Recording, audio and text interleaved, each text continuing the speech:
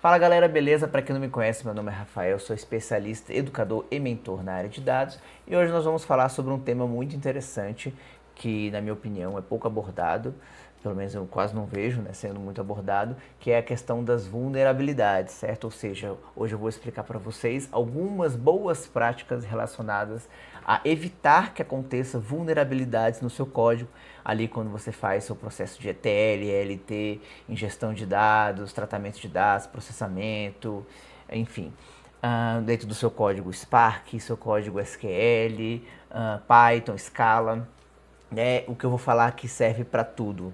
É uma abordagem geral, algumas dicas que eu vou dar aqui para vocês de boas práticas. Mas antes disso, não se esqueçam de se inscrever no canal, curtir o vídeo, compartilhar e comentar se você gostar. Eu digo isso porque esse vídeo é de graça e a única forma que eu tenho para fazer com que o canal cresça, né, seja mais visto, divulgado, gere engajamento, é dessa forma, né? Vocês curtindo, compartilhando, comentando e etc. Bem, vamos lá. O que acontece hoje e o que acontecia, né, há muito tempo. Bem, hoje a gente tem a questão da IA, ChatGPT, etc., que a gente sabe que facilitou muito gerar códigos, né? Então, você fala com o ChatGPT gera lá um código para você estar utilizando de forma rápida, né? Que muitas vezes é realmente um código funcional, porém funcional não é seguro, tá?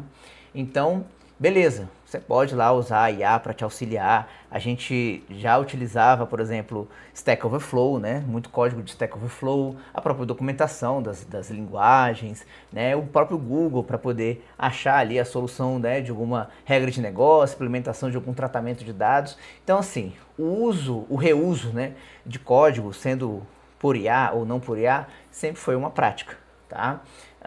Então, você pode começar escrevendo do zero, ou pode não começar escrevendo do zero. Em algum momento vai surgir alguma dúvida e você vai precisar realmente ali colocar um pedaço de um código, ou criar um código em IA, enfim. Independente da forma, o que a gente precisa ter em mente existem vulnerabilidades que podem acontecer nesses códigos. E geralmente, quando a gente usa um código muito pronto e não entende ali o que foi produzido, né, não entende o que foi criado, usa sem ler, né, não possui a parte de conceitos e fundamentos fortes e não entende essas boas práticas que eu vou explicar para vocês, acaba gerando problemas de vulnerabilidade. Ou seja, você pode acabar expondo credenciais do seu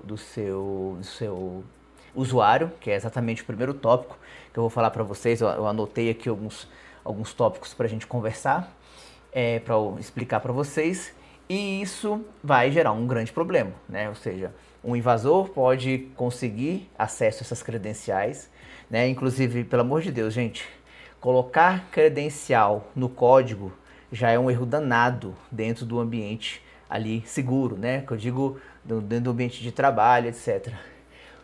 Você copiar a credencial numa IA para você procurar uma solução para o seu problema, para o seu código, é 1000 vezes pior. Pelo amor de Deus, nunca exponham, né?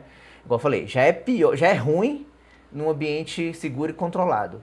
Imagine você fazer isso, jogar isso no Google, jogar isso no Stack Overflow, jogar isso dentro do... Eu tô falando isso porque antes de existir IA, era mais utilizado isso, né? Para vocês entenderem que o contexto ainda é dentro de expor isso fora do ambiente, né? Então, cara, nunca coloque essas coisas para você processar, para, né, gerar um código novo, melhorias no seu código em IA, em Stack Overflow, em lugar nenhum. Isso tem que ser as 7 chaves, né? É o seu usuário, é o usuário da empresa, então tem que ser sigiloso, tá? Então, o primeiro ponto que a gente pode estar falando é exatamente sobre isso, né? Usar serviços específicos, como por exemplo, o Secret Manager da AWS, o Key Vault da Azure, o Secret Manager também do GCP, né? Fazer com que essas credenciais, tanto tokens como usuário e senha que tem políticas e roles, né, que os usuários conseguem usar políticas e roles, como também A gente pode expandir, eu sei que não é exatamente o assunto de código, mas a gente também pode expandir isso para o seu acesso, né, dentro de uma cloud, dentro de um servidor. Rotacionar essas senhas, né, rotacionar esse usuário para poder estar expirando ali de 6 em 6 meses, de tempos em tempos, para estar fazendo essas mudanças, né? Às vezes também o funcionário sai, o cliente sai, desculpa, o funcionário sai, alguém sai, o cliente não, né?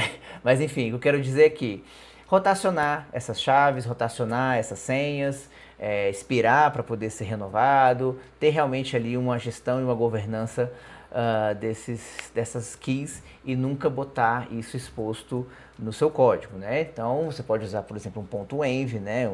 Uma pasta específica, ele está por exemplo, no VS Code. Então você cria ali o ponto .env para você guardar essas variáveis, né? Isso é um exemplo mais básico, mas ainda é mais adequado você utilizar serviços como esse que eu falei, né? O Secret Manager, talvez um AWS CLI, né? Que ele salva as credenciais dentro da sua máquina, mas tudo isso tem que ser observado dentro do cenário, né? Algumas dessas ainda não são, sei lá, 100% seguras, vamos dizer assim, né? Então, o ideal são mesmo os serviços ali, como o Secret Manager, o Key Vault, que eu falei, e quanto mais segurança em relação a essas senhas, melhor. E, claro, reforçando, né? O mais importante é nunca realmente colocar isso no código. Bem, passando para outro tópico aqui, evitar a questão de SQL injection, né?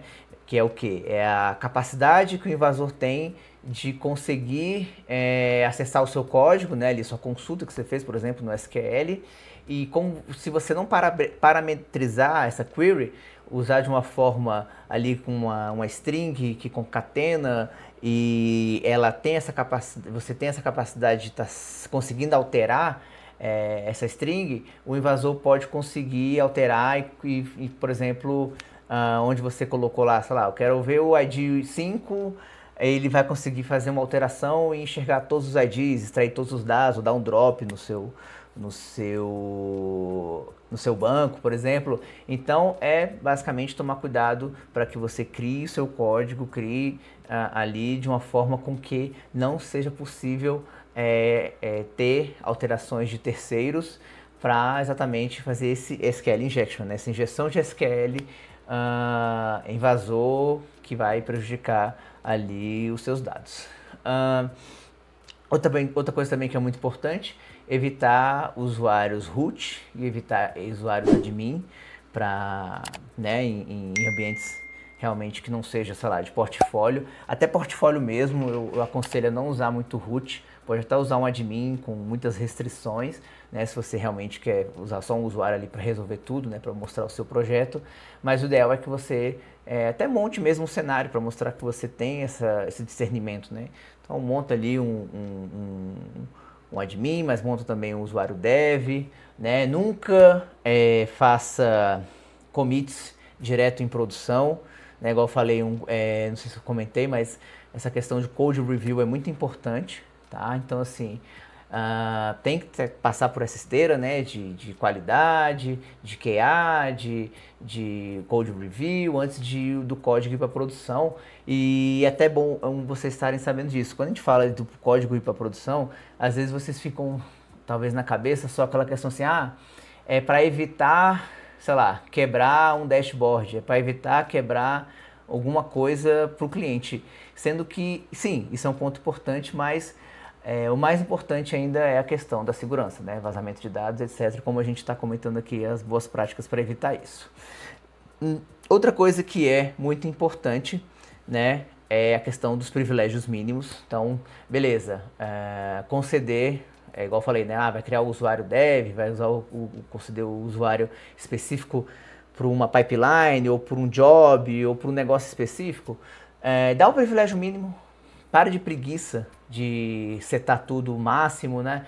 Liberar tudo, realmente criar ali as políticas, né? As roles, o que, enfim, dependendo da ferramenta que você estiver utilizando, a tecnologia, criar ali um formato em que realmente determinado usuário só posso acessar tal coisa, só posso fazer tal coisa, para você evitar dor de cabeça no futuro, certo? Outras coisas relacionadas à criptografia, também é muito importante, tanto a criptografia dos dados em trânsito, como a criptografia dos dados em repouso, ou seja, usar chaves de criptografia, como na AWS tem o KMS, né? Que é muito bacana ali quando que você faz a criptografia no S3, para que realmente só usuários com a chave consigam visualizar aqueles dados, né? Isso já cria uma segurança maior ali no seu código, né? Então você tem que aplicar essa chave no código, né? Não a chave literal, tá, gente? Tem lá a especificação que você escreve do KMS para você, enfim, utilizar a chave e manter o script seguro, né? Tô falando isso para você não achar que você está expondo nada, né? Você realmente vai lá colocar a linha de código específica do KMS que vai fazer com que ele leia, né, e entenda para poder manter aqueles dados criptografados ali em repouso, no caso do S3, por exemplo. Ativar a questão de monitoramento, né, contra falhas, alertas, a parte de entender comportamentos